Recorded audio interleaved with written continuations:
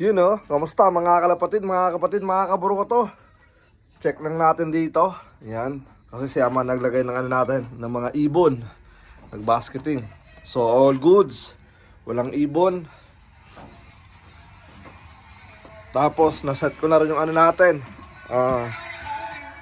Yung kampanyo natin, okay na rin siya. All goods. Tingnan natin dito. Alright, waiting na siya, waiting. Yan. Yan. So, pinababayaan ko lang siyang ganyan, naka-open. Training. Tapos dito, make sure lang natin, baka mamaya kasi may nakalusot na isa. Diba? Mahirap na. All goods, all goods. All goods. Alright. All goods na, alright pa, diba? So, gagawin natin. Open natin to. Tanggalin natin yung harang. Open natin to. Yan. Para pagdating nila, pwede na sila tumambay doon sa labas. Tapos wala pang tubig. Kasi nga, pagdating ko pa doon pa lang tayo nagbibigay ng tubig. Yan. Bibigay tayo ng kanilang sariwang agua. Okay, okay. So tara, let's go at painitin na natin ng ating ang ating truck. Tapos larga tayo. Siyempre timpla ulit tayo ng kape. Sarap magkape sa umaga. Okay, okay. Tignan natin, baka gising na si Ama. Uy, wala pa. So ayun na nga, tara, let's go. Kape na muna tayo. Time check muna tayo 5:13, mga ganyan. Kahapon kasi, alas 5 tayo umalis, masyado pang maaga dahil yung pagsikat ng araw ngayon is mabagal. Yan. So, para sakto lang ano natin datingan. So, tara, let's go. Kape na muna. So, tara, let's go. Kape tayo mga kabruto.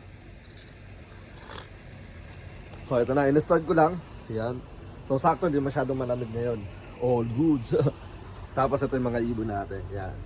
Hindi ko pa sila ginigising pero babayaan ko lang muna sila dyan. So plano ko mamaya siguro, kung di mamaya, basta may plano tayo, harap na ako ng casino size na ito para matakpan natin yung ibabaw.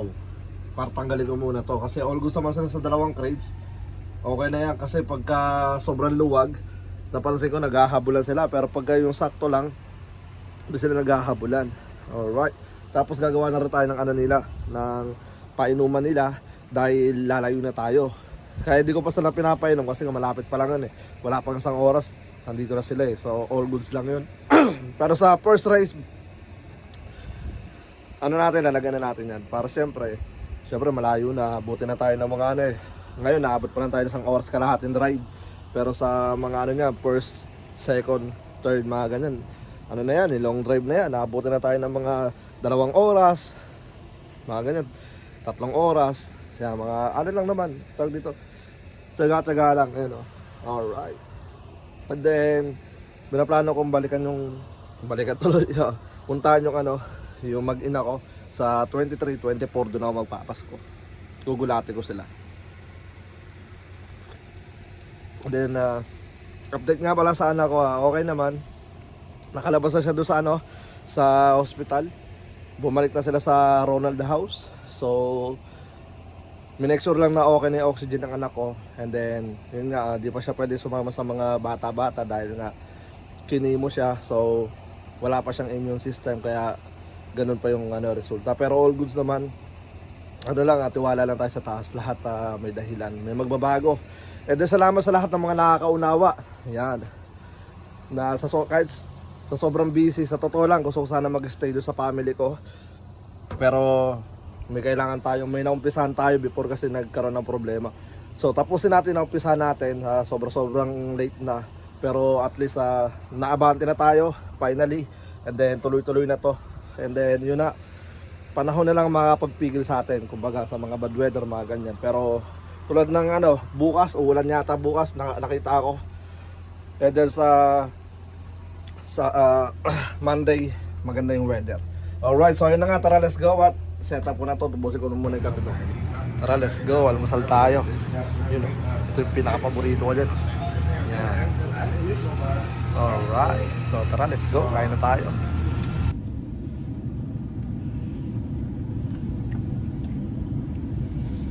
So, yun nga. Nandito tayo sa Labs. 64 miles. So, malapit na tayo. Ang time check, 6:38. So, mga 7, nandun na tayo sa area natin. So nagpagas lang tayo. Kaya salamat ulit sa mga tumataya sa pooling natin. Grabe, napaka-solid. Kasi nung hindi pa tayo nag-start ng pooling, isa sa pinaka number 1 na problema ko yan. Ngayon nalutas na yung paggas. Siyempre ano yan, hindi biro kasi layo na dinadrive natin. Nabot tayo 1 oras, 2 oras balikan.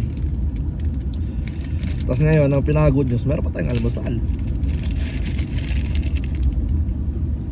Kumbaga sa ano, bayad yung serbisyo natin. Buti na lang.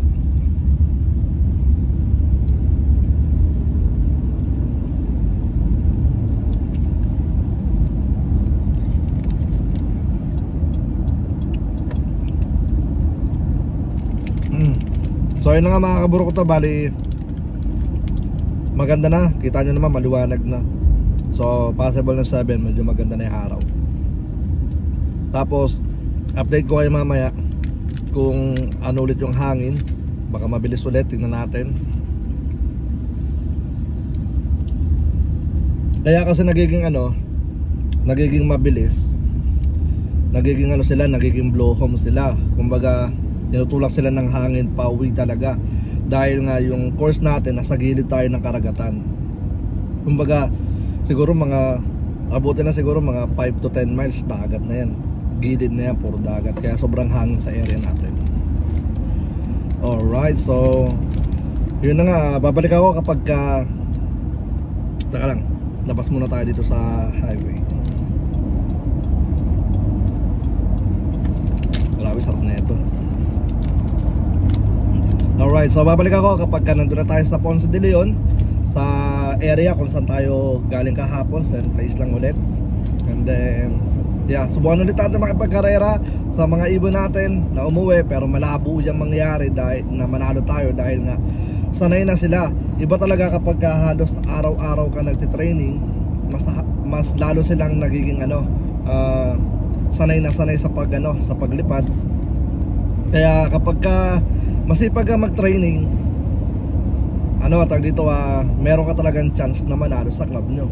So itong ginagawa ko, kunwari like lalaro tayo sa club, kung ganito ka talaga mag-training halos araw-araw, hindi mo binibaby yung mga ibon, ano talaga, meron ka talagang chance na mag-champion sa club nyo. So sipagan mo lang sa training, lalo sa pagising. Ako sa totoo lang, pagka tumunog na yung ano natin, yung alarm clock natin, ting, gano'n na kaagad ako. Ang iniisip ko kasi, maraming nakamasid sa akin, maraming nakatingin, maraming nakaano, tag dito ganda ng araw talaga, makita nila. Maraming nakamasid, nakatingin. Siyempre medyo ano ako tag dito, marespeto akong tao. Kumbaga respeto sa kanila dahil pinagkatiwala nila sa akin yung ibon.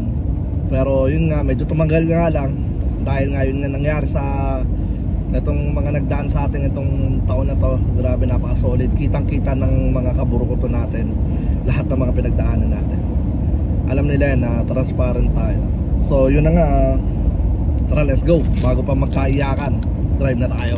Kain din. So yun na nga mga kaburukoto, dito ulit tayo sa same place. Yan. So pinakamaganda ngayon dahil yung araw is litaw na, di katulad kahapon na di masyadong litaw. Pero ngayon, litaw na litaw, siguro mas mabibilis na naman ang mga ibon. Alright, so tara, let's go. At isa-set up ko na muna.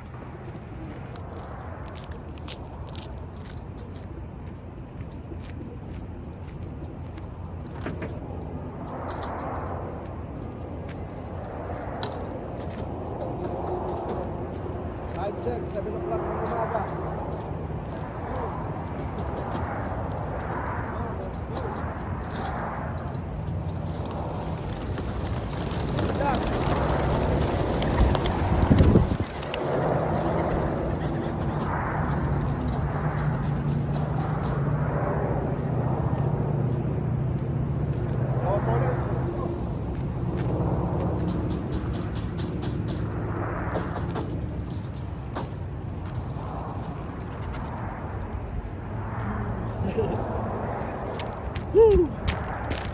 Grabe, ganda ng mga ibon. Diretso ka agad.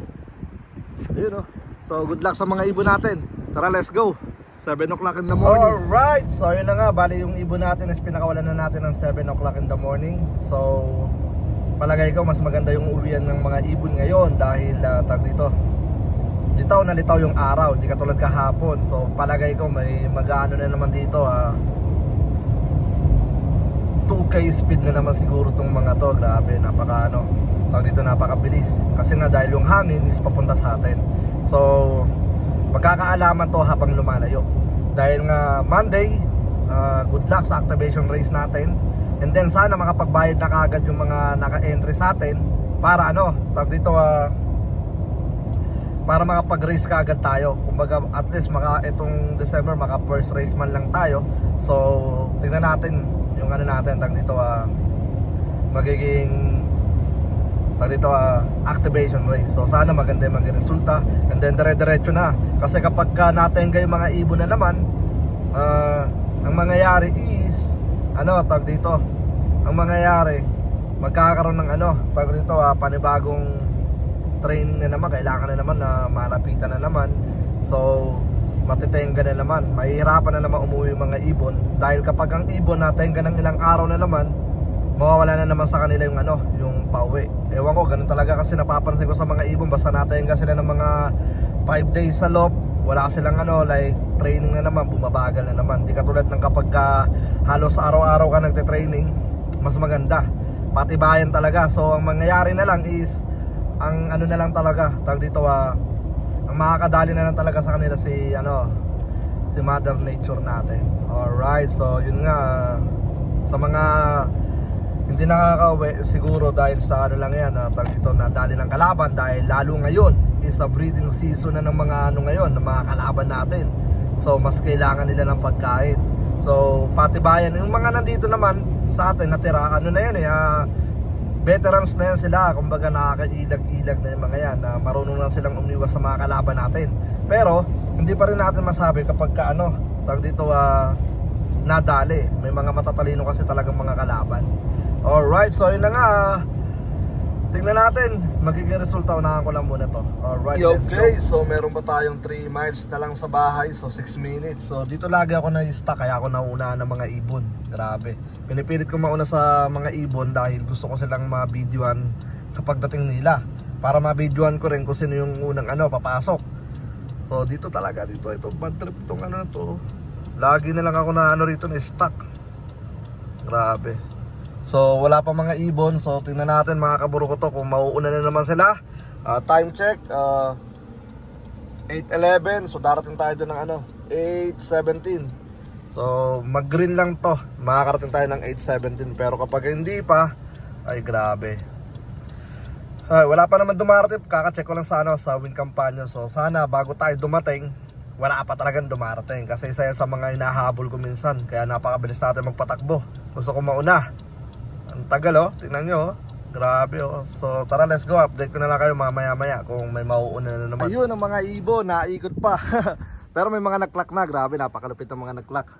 So tara, let's go at ano, tag dito puntahan natin sila. Grabe, napakabilis, nauna na naman sa ating mga ibon. May mga ano na tag dito, around 40 na yung mga nag-clock So tara, let's go.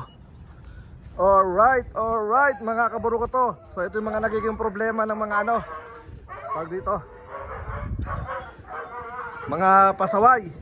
So 67 na yung mga ano, mga nag-clock. Ito ang dami pang di pumapasok. So ito yung kompleto na tayo. 67, 68, 9, 70, 1, 2, 3, 4, 5, 6, 7, 8, 9, 10, 11, 12, 13. So parang 80 na something. Ang dami Ayaw pa tawag dito, magsipasok. So bitin pa yung mga ibon. Alright, so good luck sa ano, tag dito sa activation race natin. So papasukin ko lang itong mga to para di na madisgrasya ng kalaban. Okay, so tara, let's go. So ayun na nga mga kaburo ko to, bali tatlo na lang kulang natin. So pakain na tayo, almusal ng mga ibon natin. Grabe, napakabilis. Ikaw ba naman araw-arawin sa ano sa 51 miles. Tapos abante ka ng 64. Tapos 84. Yan, so basic na sa mga ibon natin, ng mga lipara na yan. So mabibigla na sila sa mga susunod na race natin dahil hindi na sila magiging baby sa ano, sa malapita. Malapita pa kasi yun eh. Alright, alright. So tara, let's go.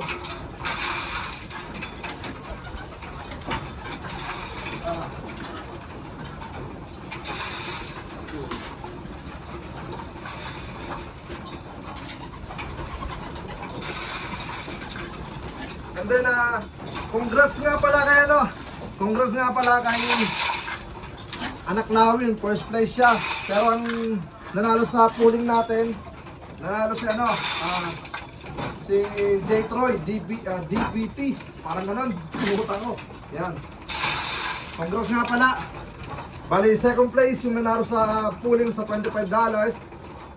Bali, ano yata sila, ilang, almost 300 yung panalo niya. Tapos si ano, si Ramon. Shoutout nga pala kay Ramon. Yun. Congrats, siya naman nanalo sa $50. Alright, so ngayon ano tayo ha?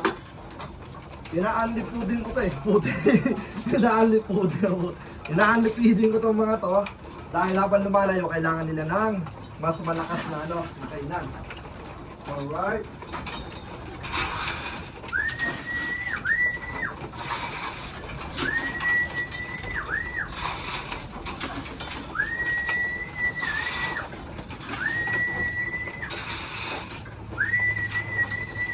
So ayun na nga mga kabro ko to, bali meron na tayong ano, ano na ba to? Check natin. 86, meron pa pala tayong kulang na apat pa yung kulang natin. Ayan. So napakabilis ng mga ibon. Umabot sila ng ano, ng 2K speed. Dahil nga yung hangin is papunta sa atin. So okay na okay yon, good na good yon. Pero mas maganda kung mailayo na natin to para doon na natin malaman yung tunay na karera. Dahil kailangan mabigla na to ng ano, jump na after ng ano, ng activation natin yan. Mabibigla na sila dahil i-jump natin sila ng 60 miles. So 100 miles yung ano natin activation. So mga first race natin kung di 150, 160. So depende sa location kung saan tayo ano. Pag dito magandang spot. Alright, so yun na nga, congrats at maraming salamat sa lahat ng mga sumusuporta. And then, yeah, ito na yung mga solid nating ibon. Marunong na silang tumawid ng ano, ng tawag dito, ng dagat. So sayang, di nga lang ulit natin naabutan yung mga ibon. Dahil nung dumating tayo, nandito na sila. So yun na nga, bali congrats at maraming salamat. Hanggang sa muli. At huwag niyong kalimutan nga palang i-subscribe ang ating YouTube channel. Pa-share na rin para makatulong sa ating mga ano, pangangailangan. And then, yun na nga. Peace out!